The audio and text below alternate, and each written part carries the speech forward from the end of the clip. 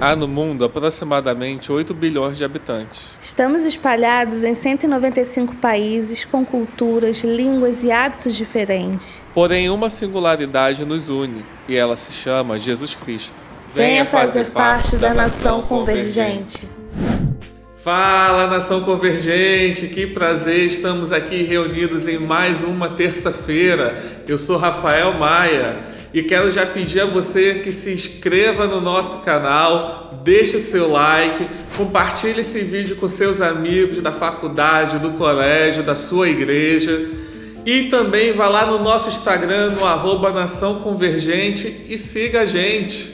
Lembrando que nesse mês de novembro nós estamos lendo o livro Somente uma Gota do Sangue de Jesus, hein? E no dia 30 de novembro, especialmente, eu e Raquel estaremos fazendo uma resenha sobre esse livro.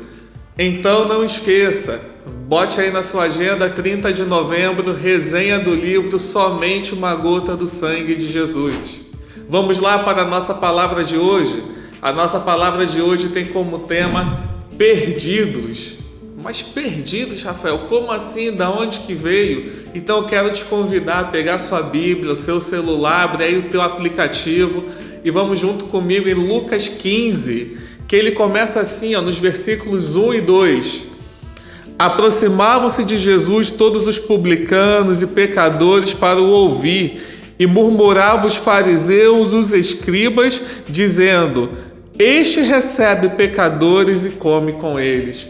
Então eu quero que você pare e observe comigo no primeiro ponto. Quem estava ali juntamente com Jesus? Os publicanos, os pecadores, os fariseus e os escribas. E sabe, quando nós começamos a analisar o livro de Lucas, justamente o nosso capítulo de hoje, o capítulo 15, nós vemos que nós temos uma série de 3 parábolas. E nessas parábolas, Jesus está apresentando para a gente 4 graus de perdição, 4 graus de pessoas perdidas. E o primeiro perdido que ele apresenta aqui, a partir do versículo 3, é a ovelha perdida. A ovelha perdida, ela representa aquela pessoa que se encontra no mundo, aquela pessoa que não conheceu ainda Cristo. E o que Jesus está falando para a gente é o seguinte: eu não devo apontar o meu dedo, eu não devo julgar, eu não devo crucificá-la porque ela está no mundo, mas o meu papel, o seu papel é de irmos lá e apresentar Jesus a elas. Contanto que na parábola da ovelha perdida, o mais incrível que acontece é que ele fala o seguinte: e o bom pastor, ele saiu, ele deixou as 99 ali no local seguro, e ele saiu para poder encontrar a ovelha que estava perdida. E o interessante é que quando ele encontra a ovelha perdida, o que ele faz? Ele chama os amigos, ele chama os vizinhos, ele chama os parentes, todos para fazer uma festa. Por quê? Porque ela estava perdida e foi resgatada. Na nossa linguagem de hoje, o que isso quer dizer, Rafa? Ela quer dizer o seguinte: que há pessoas nesse mundo que ainda não conheceram Jesus. E cabe a nós ir apresentar Jesus a elas. Não cabe a nós apontar dedo, não cabe a nós a julgar, não cabe a nós a falar dos seus erros, dos seus defeitos. O nosso papel é apresentar Jesus. E já emendando nisso, a gente já vai ver o segundo perdido, que é o perdido que está dentro da casa de Deus, que é justamente esse que aponta o dedo, que fala, que julga. Por isso que Jesus vem aqui, a partir do versículo 8, falando da dracma perdida. Para e pensa um pouquinho. Dracma perdida, a moeda perdida dentro de casa. O que isso quer dizer? Que há pessoas que estão dentro da igreja, que frequentam a igreja, estão dentro do templo, mas estão perdidas. Elas estão julgando tanto o seu próximo, elas estão julgando tanto as pessoas que estão no mundo, que elas não conseguem tirar as escamas dos próprios olhos para poder ver que elas também estão perdidas. A Bíblia vai falar lá em Crônicas sobre um cara chamado Jabez, que Jabez ele fez uma oração a Deus e ele pediu algo assim sensacional para mim, que ele falou: Deus, alarga os meus termos, ou seja, me dá visão, tira as escamas dos meus olhos. Ele pediu para Deus o seguinte: Deus, abre a minha visão para que eu possa começar a enxergar o erro a partir de mim. Abre os meus ouvidos para que eu possa ouvir a tua voz, que da minha boca só saia a palavra para te abençoar. Sabe por quê? Jabez não queria mais ser perdido. E dentro da igreja há esse tipo de pessoa perdida, que é aquela pessoa que está ali, mas ela não sabe nem o porquê. É aquele tipo de pessoa que está ali dentro da igreja para poder julgar o vestimento de um, o vestimento do outro, julgar as obras sociais, as obras espirituais, que está ali dentro da igreja para poder julgar o próximo. Ou seja, você primeiro tem o perdido que não conhece a Deus, e também tem o perdido que está dentro da casa de Deus. Mas aí volta algo interessante que Jesus nos mostra nas duas parábolas. E eis que a dona da casa chamou seus amigos, chamou seus vizinhos e fez uma festa. Por quê? Porque isso é Jesus. Jesus é o escândalo da graça. Jesus é amor. É isso que Jesus estava tentando passar para todas essas pessoas, para os fariseus, para os publicanos, para aqueles que o aceitavam, para aqueles que só estavam ali para poder saber quem era Jesus. Ele estava tentando passar que ele é amor, que não importa se você está perdido fora dele, se você está perdido dentro da casa dele, que o importante é que você seja encontrado. E isso cabe a mim, isso cabe a vocês, encontrar pessoas que estão ansiosas pelo amor de Deus. Pois a Bíblia, ela reflete o amor de Deus pela gente.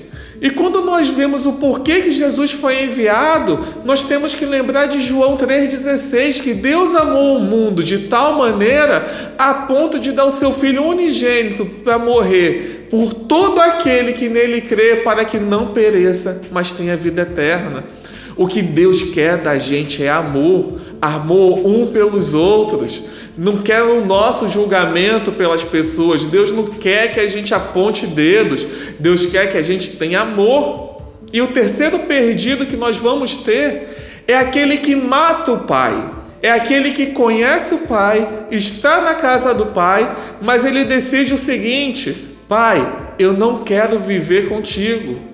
Eu quero os teus bens e viver da minha forma e da minha maneira.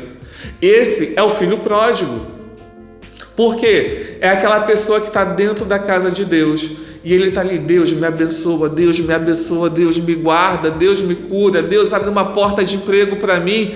E quando Deus dá a bênção para ele, quando Deus dá aquele sonho que ele sempre realizou, o que ele faz? Ele sai da casa de Deus e vai viver a vida dele da forma que ele quer, com as leis dele, com a disciplina dele, esquecendo que Deus o abençoou.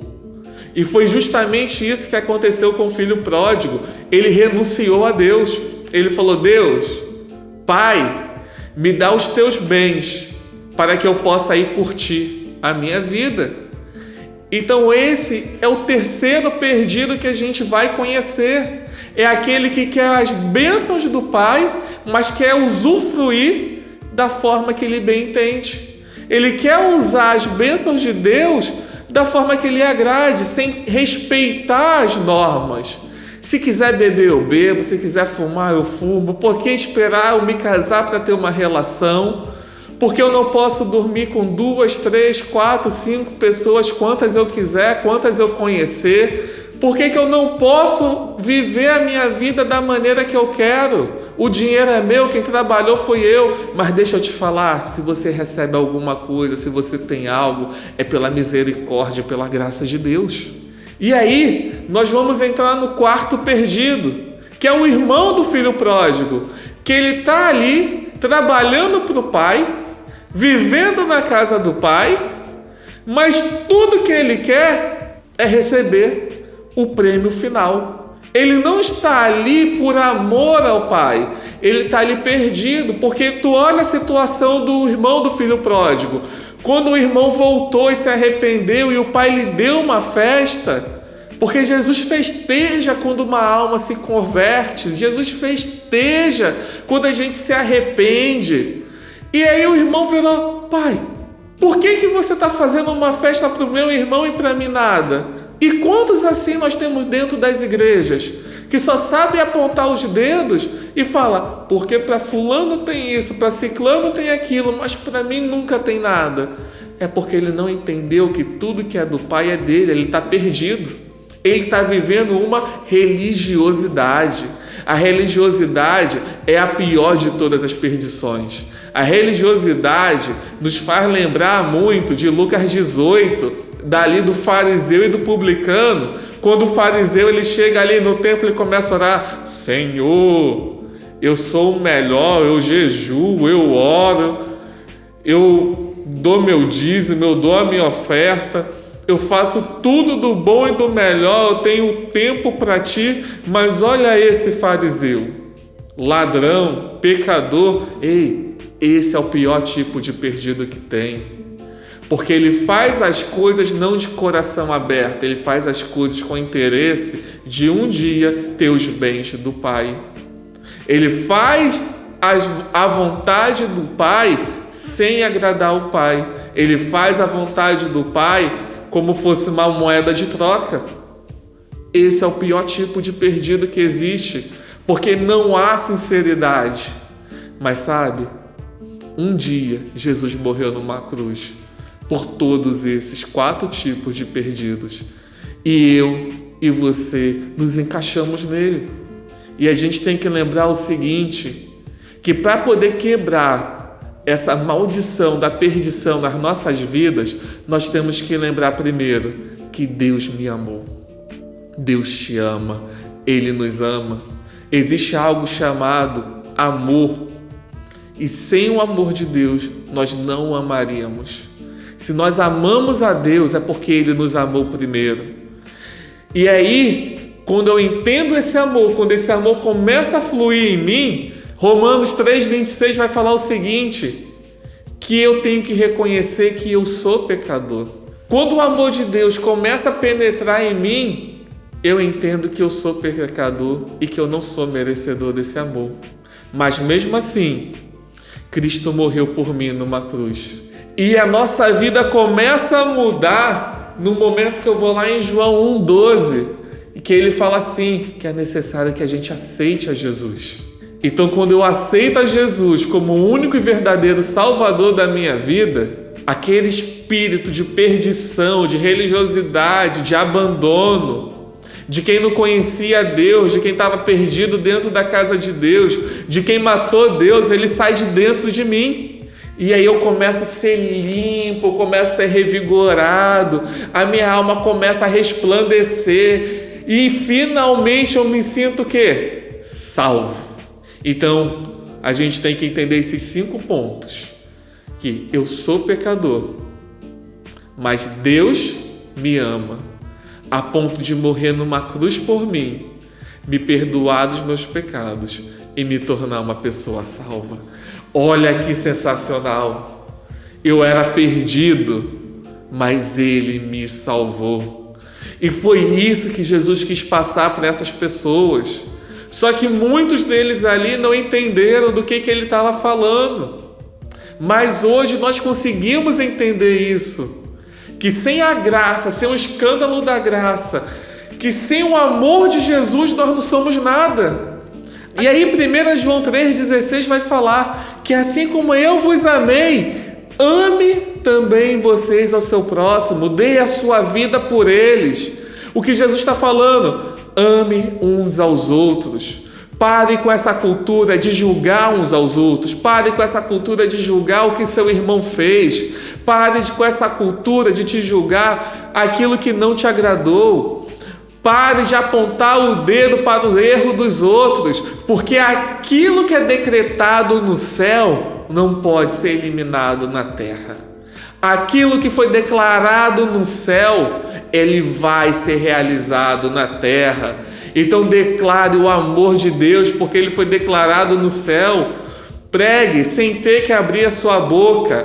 Pregue com amor. Mostre para as pessoas que estão à sua volta que elas não estão sozinhas, que elas têm o amor de Jesus a todo momento cuidando delas. Então reflita nessa palavra, compartilhe com seus amigos, compartilhe com a sua família e saiba que Deus é amor, Deus é a graça e sem Ele nós seríamos perdidos. E toda vez que um pecador se arrepende, há festa nos céus. Um grande abraço, um grande beijo para vocês. Curta essa mensagem, compartilhe, se inscreva no nosso canal, nos siga no Instagram, @Nação Convergente e até a próxima.